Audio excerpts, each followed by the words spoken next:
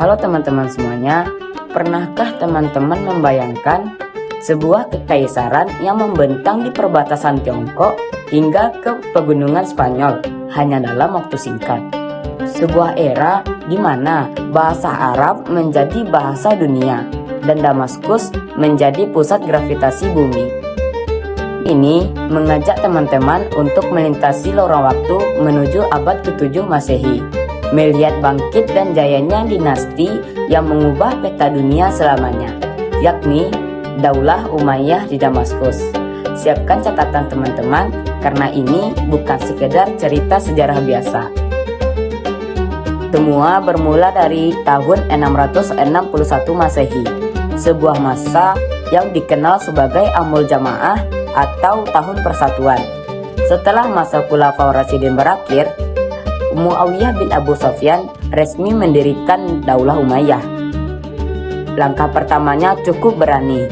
Ia memindahkan pusat pemerintahan dari kota Madinah yang tenang ke Damaskus, sebuah kota metropolitan kuno yang strategis. Kan cuma jago perang, tapi mereka mulai membangun peradaban. Mereka mulai mencetak mata uang sendiri, yaitu dinar emas. Agar ekonominya tidak bergantung pada Romawi dan Persia, mereka meresmikan bahasa Arab sebagai bahasa internasional dalam administrasi negara.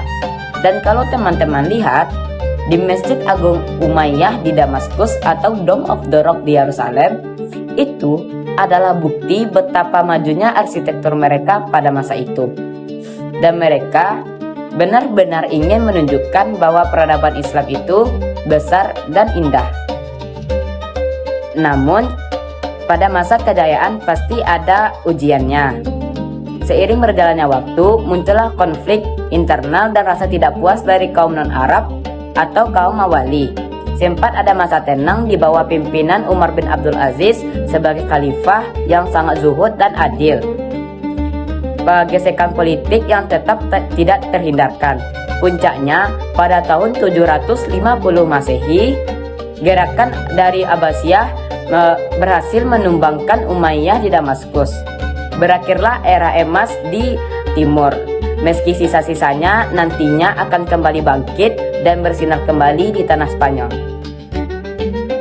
Sejarah Umayyah mengajarkan bahwa kekuasaan besar menuntut keadilan yang besar pula. Jadi, dari sekian banyak pencapaian tadi, mana menurut teman-teman yang paling berpengaruh bagi dunia ini?